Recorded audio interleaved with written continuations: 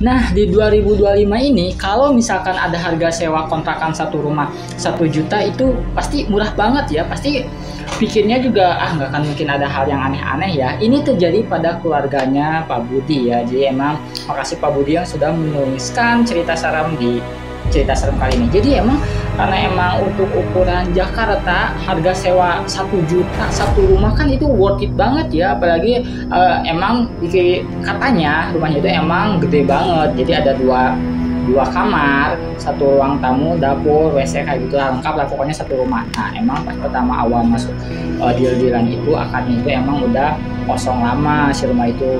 Tanpa berpikir panjang ya udahlah, mereka itu ya ibaratnya rezeki gitu ya, alhamdulillah dapat sewa satu kontrakan 1 juta gitu, murah banget kan. Oke ya udah berkemas kok. Pas malam pertama itu emang agak aneh juga, tiba-tiba anaknya itu yang paling kecil itu kok demam kayak gitu ya, mungkin karena positive vibes-nya karena emang perjalanan jauh kan, apalagi kan baru pertama kali juga di Jakarta. Ya udah pasti ini mungkin kecapean ya.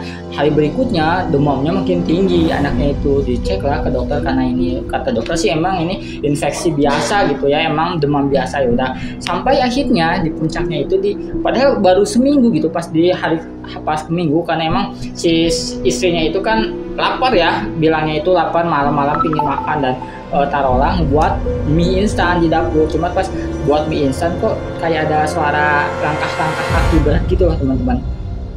Langkah kaki berat kayak gimana kan pas nengok beda siapa-siapa, karena kan emang kebetulan si dapurnya itu ada jendela kayak gitu ya, ada yang gini dong, ada yang ketuk-ketuk kayak gitu teman-teman. Karena kan bingung ya, kaget gitu ya, mungkin karena malam-malam juga gitu ya, jam 1 malam ngebuat Indomie gitu kan, dia ketok-ketok pas dilihat nggak ada teman-teman kayak gitu, nggak ada siapa-siapa gitu. Ya udah lanjutan aja makan Indomie. Nah pas puncaknya itu di minggu kedua pas malam Jumat.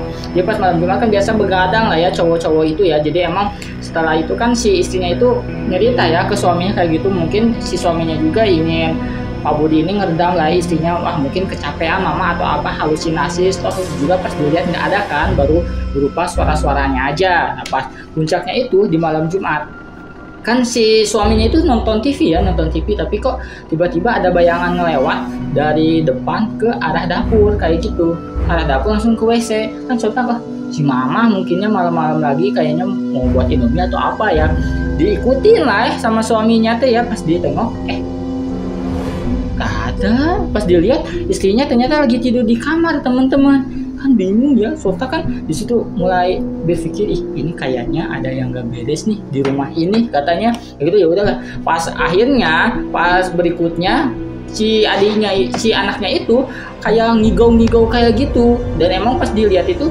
cuman sama si ibunya gitu. Pas ini dia lagi ngapain, jadi si adiknya itu di hari berikutnya itu benar-benar kayak terornya itu ya.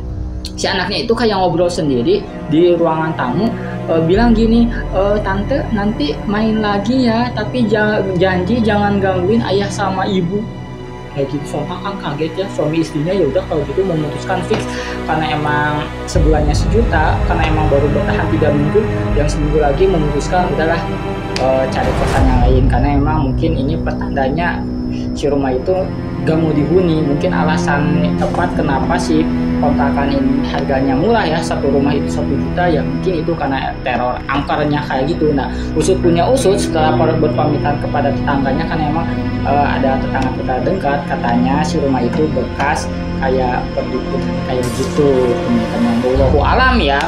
Oke, sampai di sini dulu aja cerita serem kali ini. Gimana, serem gak tuh seputar rumah kosan yang murah ini tapi dihuni oleh makhluk lumayan angker gitu. Mungkin si penghuninya itu kurang suka atau gimana gitu ya. Oke, sampai di sini dulu cerita serem.